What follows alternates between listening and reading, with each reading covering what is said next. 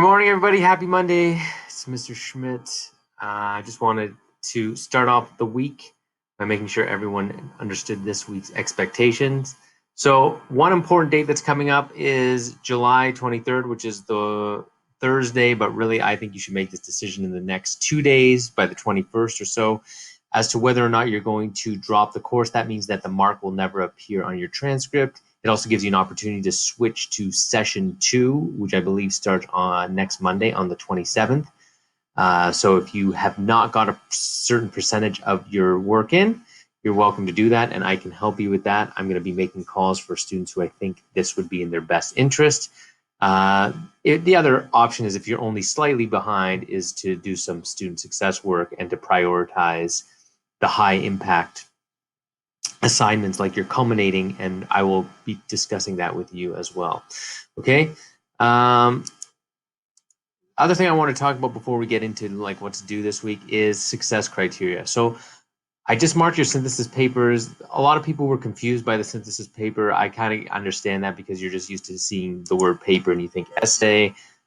You didn't have to write a formal essay because you're about to write an, or you were supposed to write a formal essay based on those questions on your novel study. This was more of a formalized journal, let's put it that way, right? But you still have to follow the success criteria, and this is what gets me, is that people put all this effort into writing a good paper, but they don't even look at the success criteria. Success with 2 C's, perhaps not 3. So the 2 success criteria I'm looking at on the rubric are: A, writer makes specific reference to ideas she has developed in readers' journals and explains how these ideas were supported, and writer draws conclusions about the choices made by the author. So if you know you have to do that and you have to talk about choices made by the author, I would think you would want to use that language in your actual paper and devote at least a paragraph to choices made by the author in some context. Regardless of what themes you chose to explore, you would frame it that way.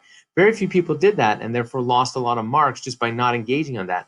The other one is writers can make inferences while reading. Writers make connection between the text and own experiences. Some people just chose not to even attempt to do that. Well, if you don't attempt to do a success criteria, how am I, as someone who's marking according to success criteria, supposed to evaluate you correctly? It's one thing to be bright. It's one thing to demonstrate that you are a good writer. It's one thing to have all these skills in your pocket and be able to demonstrate them. But one of the skills in school is to actually just read carefully what you're expected to do and then follow through with what you're expected to do. So lesson be learned before you hand in the rest of your assignments. Success criteria matters. Okay. Your thesis, I've been pretty generous with my time. I've allowed people to, continue to revise their thesis in the hopes that the essays would be better and more organized as a result. Some people are confused by that. You're always welcome to talk to me. The best time is to have a Google Meet is between 10 and 1 p.m. So 10 a.m., 1 p.m. Please do that if you want help. Unit 4 is pretty straightforward like Unit 1. You can send me your questions about it, but they're pretty short, those assignments, and I think you'll do well on them. And then, again, I didn't write or edit anything, so, hold that against me. But the culminating video, so for the culminating activity, which is kind of like making a little website, I'm going to put out a video on Wednesday. I know it says it's due Friday, but you really have until Monday because there's not much to study for the exam if you've done all the work here. So I'm going to make the due date for the culminating Monday. So that includes an annotated bibliography, which is pretty simple.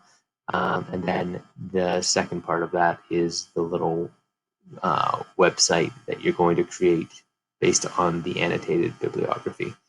So I'm going to extend that to the Monday, like I said before. If you have any questions, email me. Again, office hour is 10 till 1 on any given day. Just email me and I'll give you a code and we can meet face to face.